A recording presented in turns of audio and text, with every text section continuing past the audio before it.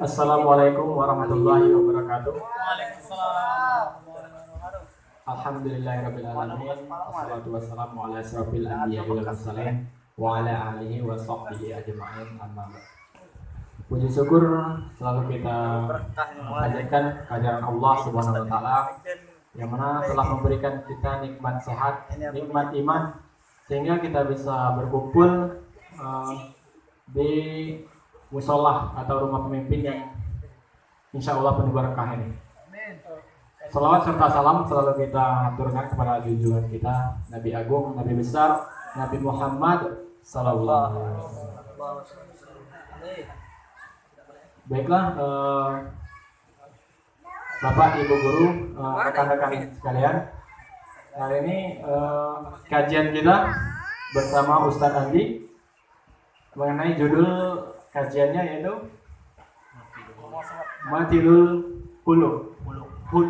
Matilul Khuluq. Ya. Dengan demikian kami persilakan waktu dan tempat untuk Pak Andi menyampaikan kajiannya. Dipersilakan. Bismillahirrahmanirrahim. Assalamualaikum warahmatullahi wabarakatuh. Alhamdulillahi wa kafa. Wassalatu wassalamu ala habibina al-mustafa wa ala alihi wa sahbihi min ahli tuqa wal wafa. Asyhadu an la ilaha illallah wa asyhadu anna Muhammadan abduhu wa rasuluh. Allahumma shalli ala sayyidina Muhammad wa ala alihi wa sahbihi ajma'in. Amma ba'du. Bapak-bapak, ibu-ibu nggak ada ya. Bapak-bapak yang dirahmati Allah Subhanahu wa taala. Alhamdulillah, segala puji bagi Allah Subhanahu wa taala. Pada kesempatan yang berbahagia ini, Allah Subhanahu wa taala masih memberikan kita nafas, umur, kita bisa melaksanakan kewajiban kita selaku seorang muslim, ibadah mahdhah kita, salat zuhur berjamaah. Dan semoga kita semua dijadikan oleh Allah Subhanahu wa taala istiqomah dalam kebaikan, dalam Islam, sampai kita semua wafat dan diwafatkan dalam keadaan yang sebaik-baiknya, husnul khotimah. Amin ya rabbal alamin. Dan dikumpulkan oleh Allah Subhanahu wa taala bersama orang-orang baik di surganya Allah Subhanahu wa taala. Amin ya rabbal alamin. Bapak-bapak, ibu-ibu ya, bapak-bapak ya. Bapak-bapak yang dirahmati oleh Allah Subhanahu wa taala. Pada kesempatan yang berbahagia ini anak dia amanahkan untuk menyampaikan kultum atau tausiah dalam rangka saling menasehati, karena manusia itu hakikatnya itu al-insan, dari bahasa Arabnya saja insan itu nasiyah, ya, pelupa. Kalau kita tidak saling mengingatkan, ya, lupa, bisa jadi kita melenceng daripada jalan yang benar, karena setiap manusia itu ada yang menggoda, ya, ada setan yang senantiasa menggoda. Jadi kita selaku orang yang mengharapkan kebaikan, orang yang senantiasa ingin istiqomah dalam kebaikan, harus senantiasa saling menasihati dalam kebaikan. Dan pada kesempatan kali ini anak pribadi bukan berarti anak orang yang terbaik, bukan. Kita semua insya Allah saling menasihati, karena orang-orang yang beriman itu senantiasa menasihati, ya, untuk mengajak kepada kebaikan. Jadi judulnya pada kesempatan siang hari ini yaitu Matinul Khuluq, ya. Matinul Khuluq artinya matin itu kalau dalam bahasa Arab artinya teguh, ya. Kalau dari segi bahasa matin itu artinya teguh, kuat, kokoh, ya. Kalau bahasa Palembang itu pakam, ya, kayak gitu. Jadi matinul khuluq. Khuluq, Al-Imam Al-Ghazali dalam kitabnya yang terkenal, ya, kita tahu kitabnya ini masyhur, kitab Ihya Ulumuddin, menyampaikan atau menerangkan bahwasanya perbedaan khuluq dengan kholak sama akar katanya, kholaqo hurufnya, khuluq dengan kholak. Kalau khuluq atau kholak dulu, ya. Kholak itu penampilan luar, zohir. Kalau khuluq itu berkaitan dengan batin. Nah, ya, yang sifat daripada 10 muwasafat yang disampaikan atau yang dirumuskan oleh Imam Syahid Hasan Al-Banna, yang ketiga ini adalah matinul khuluq. Jadi kuat, teguhnya, kokohnya khuluq. Khuluq itu adalah penampilan batin atau batinnya, kuatnya, teguhnya batin seorang muslim. Nah, maksudnya apa? Ya, setiap kita, setiap manusia, Allah Subhanahu wa taala menciptakan kita dengan atau memiliki akhlak. Akhlak itu dalam bahasa Arab itu perangai. Setiap kita, orang kafir, orang muslim semuanya memiliki akhlak. Tapi akhlak itu terbagi menjadi dua. Ada akhlak sayyi'ah, akhlak yang sayyi'ah atau madmumah. Ada akhlak yang karimah. Nah, kalau orang-orang yang jahat, orang-orang yang bermaksiat kepada Allah Subhanahu wa taala itu memiliki akhlak yang sayyi'ah, akhlak yang atau perangai yang buruk. Kalau kita selaku orang muslim wajib ya diharuskan memiliki akhlakul karimah. Sebagaimana kita sering ya kita melafazkan doa ini dan doa yang diajarkan oleh baginda Nabi Muhammad SAW. Allahumma kama hassanta khalqi fahassin khuluqi. Nah, itu doa apa kira-kira? Allahumma kama hassanta khalqi fahassin khuluqi. Itu doa bercermin. Ya, kita ngaca atau bercermin itu pakai doa itu. Artinya apa? Ya Allah, jadikanlah ya sebagaimana Engkau menjadikan penampilanku, fisikku ini baik, jadikanlah pula akhlak atau batinku juga baik. Khuluq ya, fahassin khuluqi. Jadikanlah pula batinku, akhlak, sifat perilaku batin itu juga baik. Bukan sekedar penampilan saja ya. Karena sebagai seorang muslim yang paling penting itu bukan fisik.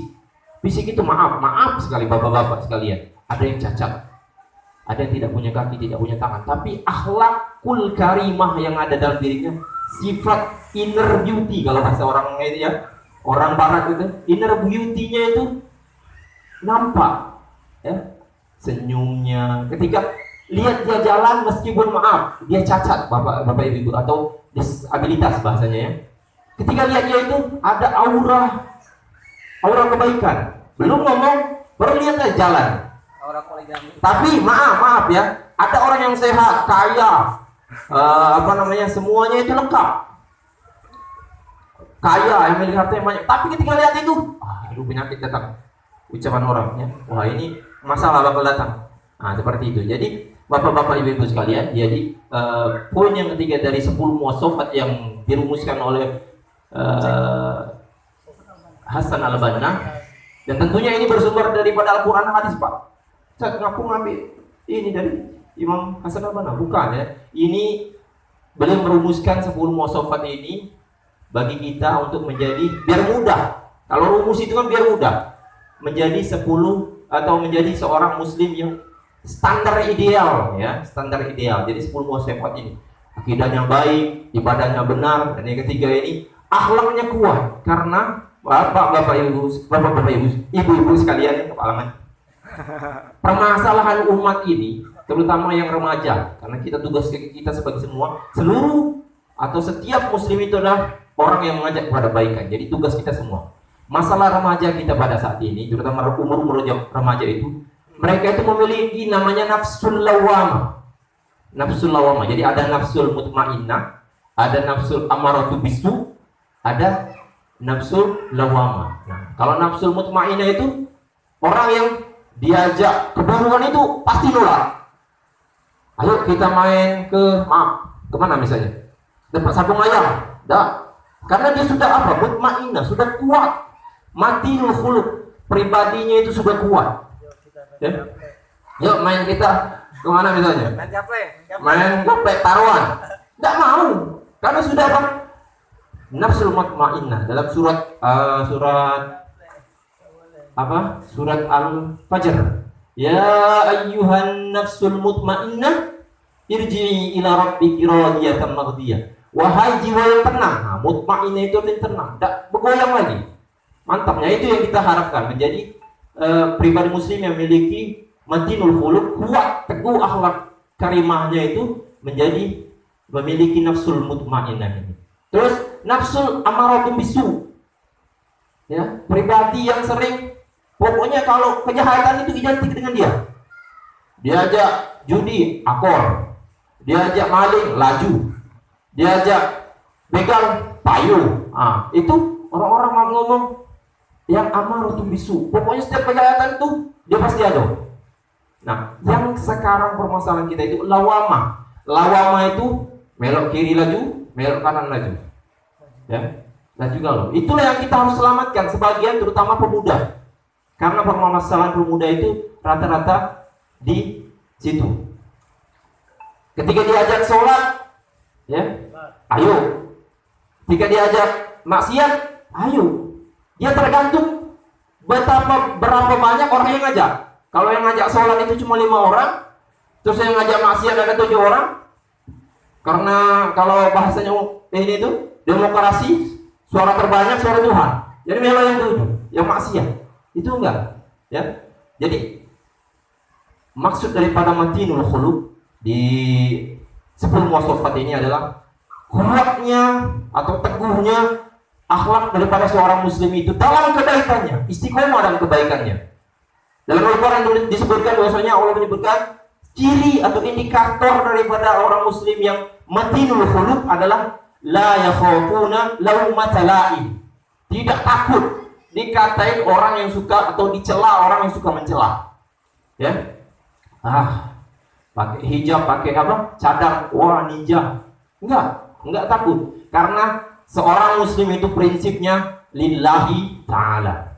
La yakhafuna la yahzanun wa la yakhafuna wa la yahzanun. Tidak takut ataupun tidak sedih terhadap pujian, terhadap cacian, sama aja. Karena pujian tidak akan meninggikan seorang muslim dan cacian tidak akan membuat rendah seorang muslim. Nah, itulah ya sifat yang diharapkan ada dalam seorang muslim, ya, yang dirumuskan oleh atau yang dimaksudkan oleh Hasan Syekh Syahid, insyaallah Syahid Hasan Al-Banna dalam 10 wasofatnya ini. Jadi bapak-bapak yang dirahmati oleh Allah Subhanahu wa taala, jadi ini ada satu renungan untuk kita semua. Seorang Syekh Muhammad Abduh hidup pada tahun 1850-an, ya. Kalau saya salah boleh dikoreksi, kalau tidak salah ya nanti dikoreksi lagi. Syekh Muhammad Abduh itu pernah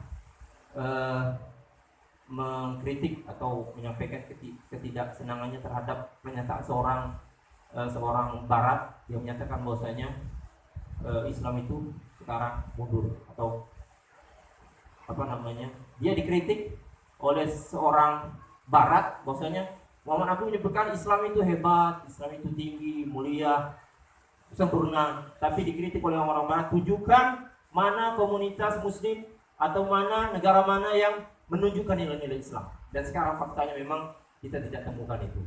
Ya, baru-baru ada ini sebagai renungan untuk kita semua ya, di luar yang tadi renungan sebagai kita semua. Orang-orang barat itu membuat semacam indikator, tapi dari hadis Nabi, la yu'minu ahadukum hatta yuhibba li akhihi, atau disebutkan la yu'minu man kana yu'minu billahi wal yawmil akhir falyukrim jarahu falyukrim dhaifahu. Jadi dia membuat indikator-indikator, orang barat itu membuat indikator ini dari hadis Nabi. Barang siapa yang beriman kepada Allah Subhanahu wa taala, dia harus memuliakan tamunya. Barang siapa yang beriman kepada Allah Subhanahu wa taala dan hari akhir, maka dia harus berbuat baik. Nah, ya. Ternyata memang faktanya setelah diteliti di mereka riset, ternyata negara yang paling Islami dalam tanda kutip, negara yang paling Islami, yang maksudnya menerapkan nilai-nilai Islam, jujur, disiplin, ya, terus memuliakan tamu, menghormati tetangga, yaitu Selandia Baru. Ya. Nanti boleh diperiksa lagi. Dan negara-negara muslim rata-rata di urutan 100. Ya, bahkan dibuat buku. Limadza ta'akhkharul muslimun wa yata'akhkharunal muslimun wa yataqaddamunal musyrikun. Itu menjadi buku yang itu merupakan hasil atau surat daripada seorang ulama, Syekh Basuni Imron, ya, kepada Syekh Rasidido, menyebutkan bahwasanya kenapa muslim itu sekarang terbelakang, sedangkan orang-orang musyrik, orang-orang yang non muslim itu maju. Kalau orang muslim itu sekarang mundur karena mereka jauh daripada Al-Quran dan Sunnah atau kitabnya.